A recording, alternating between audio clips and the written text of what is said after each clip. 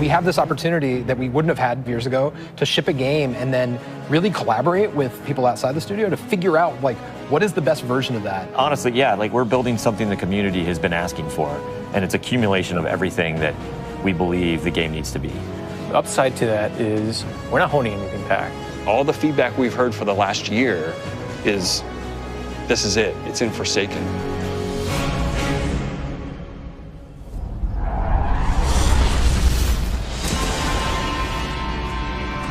We want this release to have a different tone and a different vibe. We sort of just embrace that Western revenge vibe. You're going to a darker place. You're going to take on a different role as a Guardian. A barren landscape with like the asteroid vibe with like tumbleweeds. And I mean, that just sounded cool. Grit, man. Want to bring the dirt back. And what better way to start a story than to start it with a prison break? Right. Cade's been filling this prison with bad guys that are really bad. And so when it breaks, things can happen to all the world. First place you're going to go to is the Tangled Shore, which is a new part of the reef that you've never seen before. That's right, my friend. It's a collection of lashed together asteroids and rocks out in the asteroid It's belt. very otherworldly, and it's full of pirates and assassins and bad guys. It's become a lawless place. It truly is a frontier. It's completely taken over. The most malevolent force there is the Scorn. They're very aggressive. They're always going to charge and push you. The Barons are the top dogs in the Scorn, and each one has gone back and like committed nefarious crimes. I think of it as the reverse Magnificent Seven, like the worst of the worst criminals. You are hunting down these different Barons. In fact, they're called Baron hunts. So one Baron is a sniper, and you have a sniper versus sniper battle with them. Another Baron is this big, giant, hulking melee character.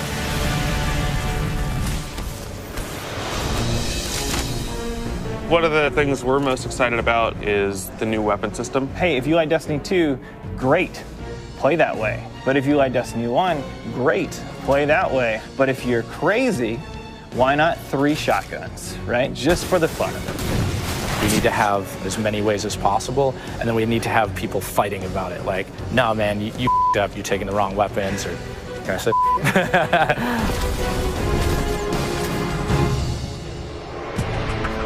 So randomables are coming back. Every single weapon is going to feel different when it drops.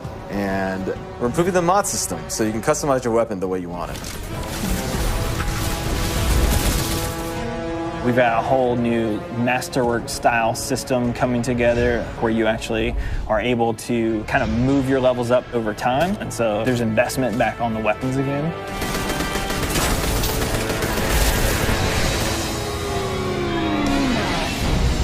New supers, yeah, crazy new supers. What's your favorite? Fire knives are awesome, which is a different take on Golden Gun. We took a lot of inspiration from Rise of Iron, cast that thing. You got a huge hammer now, and you slam that thing down, and it sends out this fire in front of you that then creates a fire tornado. We gotta take it to the next level, you know?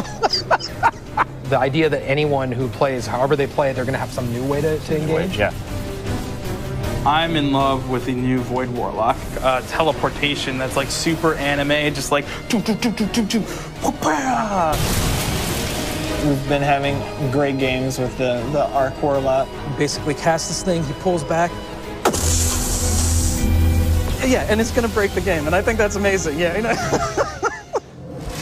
We also wanted a new weapon type that felt meaningful, so we came up with a bow and arrow, which seems kind of crazy, but when you use it, you feel like godlike. It is utilitarian, it's fantastical, it's also sci-fi. So we have a short range bow, we have a medium range bow, we have a long range bow. We built this guy who's like supposed to be super techie. You're like, why would you ever choose a bow in a game that has an automatic, machine gun? But boy, it's deadly. I mean, that's a nice machine gun you got there, buddy, but right, and then it's done. The biggest thing for me going into production on this game was like a new way to play, a new thing to do that like is new to Destiny. Let's see what we've got. We want to be able to give players what they want, but also surprise them. Gambit is a brand new mode. Destiny begs to marry PvE and PvP together. It's like adding bacon to peanut butter and jelly. You start off being able to see the other team that you're going to compete against, so you can taunt each other, you can emote. Each team is in their own separate arena, and they're being assaulted by combatants. They're dropping motes for you to collect, you bank them. When you put them in your bank, you're going to send a blocker over to the other side that locks their bank down. They can't put motes into it until they take out that blocker. Filling up your bank with the motes is how you summon your primeval. You burn it down, that's it, round's over. The interesting part is that we allow one person from your team to go over to the other side and physically invade. I mean, I've seen people that just hate PvP. Like, the first time they invade and they get multiple kills, they'll come back and they'll be like, suck it! It's awesome.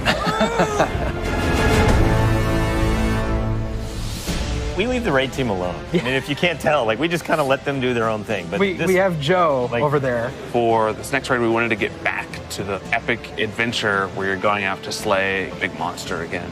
This raid has more bosses than any raid we've ever had before, and we're really excited to get players in there. The raid is actually about more than just the raid. It's about the Dreaming City, the place that the raid exists. And it's an in-game destination that we've never done before. It's the Awoken homeland. I could talk about the Dreaming City for hours. It's like if the Vault of Glass and Dreadnought had a baby. If they were like twins. Or yeah, that's actually more accurate. Yeah, they're like twins. If, you had twins, and then you took those twins and you put them on the doorstep of Peter Jackson, raised them as his own, and then that's the Dreaming City. It is magical and weird and mysterious. It's designed to be a destination that has puzzles that you need to solve. A lot of hidden corners, lots of passageways that might not seem to exist the first time. And the raiders, they affect this destination. They change it for everyone. It's like this cyclical endgame place where there's just secrets and different activities that unveil over time. So the Dreaming City that you see at launch is not going to be the same Dreaming City 2-3 weeks later.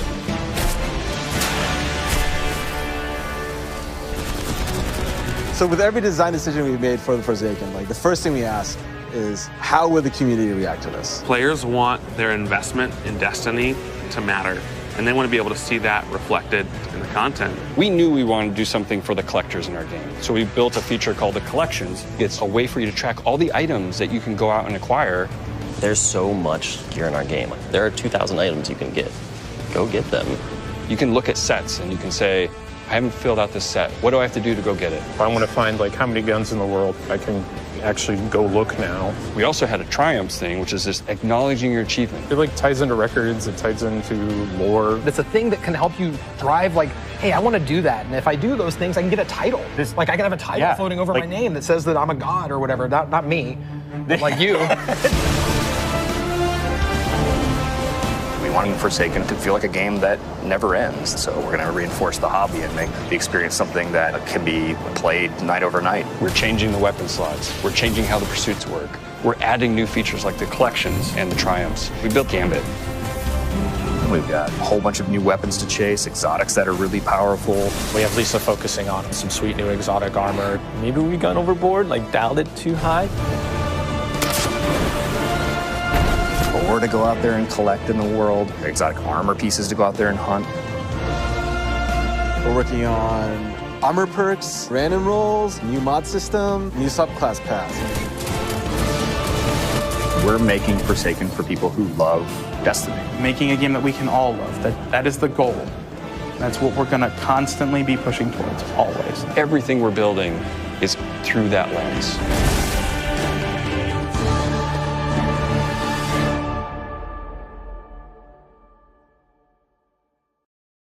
Peggy 16.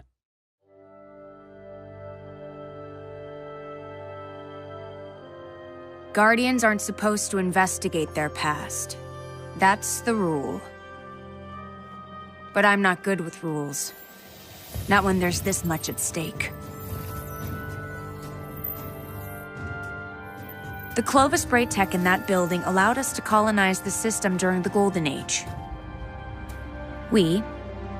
They sought to create peace for all humanity. Which is ironic, because they also built Rasputin, the single most powerful weapon in the solar system. Either way, it's all been entombed on Mars since the collapse, along with something far more terrifying.